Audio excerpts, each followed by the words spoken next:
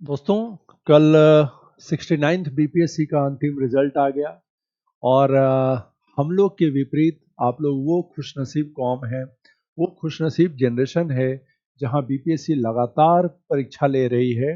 और तब जबकि दूसरे राज्यों में पेपर लीक जैसी बहुत सारी घटनाएं मिलती हैं, आपको अभी तक बीपीएससी द्वारा ली गई कोई परीक्षा, चाहे वो बीपीएससी का जो अपर का रिजल्ट आया है कल, इसी की चर्चा करूंगा। पीछे शिक्षकों की भर्ती बहुत बड़ी संख्या में हुई, किसी भी तरह की ऐसी कोई कदाचार, कोई भ्रष्टाचार, अनियमितता की किसी भी तरह की कोई बात नहीं आई। तो सबसे पहले तो हम लोग के विपरीत आप बहुत खुशनसीब कौम हैं और ये बहुत आपको इस बात की बहुत खुशी और गर्व होना चाहिए। दोस्तों, कल रिजल्ट आया है 69 बीपीएससी का और इस बार के जो हमारे टॉपर हैं उज्जवल कुमार उपकार जी, उनको खूब सारी बधाइयाँ, खूब सारी शुभकामनाएं। उम्मीद है इस बार भी कम से कम, मैंने भी कम से कम 70 से 80 बच्चों का इंटरव्यू लिया था और उम्मीद है कि वो बच्चे जरूर संपर्क करेंगे जिनका सिलेक्शन अंतिम रूप से हुआ है।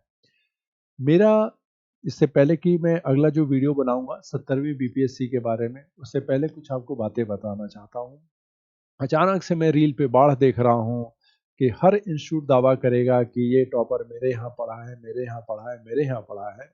और ये एक बाजार की शक्तियों का ऐसा चुंबकत्व का प्रभाव होगा कि आप कंफ्यूज कर जाएंगे। एक फिल्म थी ना जिसमें कहता है कितनी गोली मारेंगे छेद करेंगे, आपको याद होगा। पहली बात, दो तीन चीजों को ध्यान में रखिएगा, ये रील्स या ये वीडियोस, इन क्लिप से भ्रमित नहीं होना है। जब भी कोई लड़का किसी भी परीक्षा का मेंस पास करता है तो वो एक ऐसे पीड़ित व्यक्ति की तरह होता है जो हर मंदिर पे माथा टेकता है। दुनिया में जहां जहां इंटरव्यू होता है, बड़े इंस्टीट्यूट हो, छोटे इंस्टीट्यूट हो, रोड पे, रेहड़ी पे, पटरी पे, कहीं पर भी इंटरव्यू की मॉक इंटरव्यू होती है, वो बच्चा जाता है क्योंकि सामान्यतः इन इंटरव्यू का कोई कॉस्टिंग नहीं होता है, ऑलमोस्ट निःशुल्क होते हैं, खिलाया पिलाया भी जाता है और इंटरव्यू लिया जाता है। और बच्चे को चूंकि बहुत प्रैक्टिस की ज़रूरत होती है, तो इस प्रैक्टिस के क्रम में बच्चे क्या करते हैं कि जहाँ जहाँ मॉक इंटरव्यू होता है वहाँ वहाँ जाते हैं, वहाँ फॉर्म भरते हैं, अपना फोटोग्राफ्स देते हैं और हर जगह उनकी वीडियो रिकॉर्डिंग होती है और फिर वही सारे वीडियोस वायरल किए जाते हैं कि हमारे यहाँ पढ़ा है। वो कहाँ कहाँ सफाई देगा। उसमें कुछ इंस्टीट्यूट्स ऐसे भी होते हैं जो उनको कुछ आर्थिक डायरेक्टली इनडायरेक्टली मदद कर देते हैं, तो उनके बारे में वो कह भी देता है। तो सबसे पहले इन सब चक्करों में नहीं पढ़ना है कि वो किस इंस्टीट्यूट में पढ़ा है। किसी इंस्टीट्यूट में पढ़ने से आपके सिलेक्शन का कोई लेना देना नहीं है। ये जो लड़का टॉपर है इस बार का, उज्जवल, ये पहले भी 67th बीपीएससी में इनका सिलेक्शन हो चुका है। तो एक सिलेक्टेड लड़के से कंपटीशन था आप लोगों का। देखिए, इसने अपना रैंक बढ़ा के 1 कर लिया है। आपको अपनी स्ट्रेटजी पे, अपने स्ट्रेंथ पे ध्यान देना है, अपने सिलेबस पे आप कंसंट्रेट करना है। बीपीएससी ने एक प्रॉपर सिलेबस दे दिया है। उस सिलेबस को आपको कई दफ़ा पढ़ना है, किसी ऑथेंटिक सोर्सेज से, किसी ऑथेंटिक क्लासेस से। प्रीवियस ईयर्स के क्वेश्चन हमें ये बता देते हैं कि हम आपसे क्या क्या पूछेंगे और हमारा पूछने का पैटर्न क्या होगा। और साथ ही आप जो तैयारी करते हैं तो जानकारी के साथ साथ उसके प्रस्तुतिकरण पे बहुत ध्यान देना होता है। और ये कोई एक दिन में विकसित हुआ स्किल नहीं होता है। सामान्यतः आपको लगेगा कि बस उसने एक जगह यहाँ कोचिंग की, क्योंकि आपको कोई शॉर्टकट चाहिए होता है और यहीं आप फंसते हैं, क्योंकि वहाँ कोई 6 महीना पढ़ा, कोई साल भर पढ़ा और उसकी तैयारी पूरी हो जाती है, ऐसा नहीं होता है।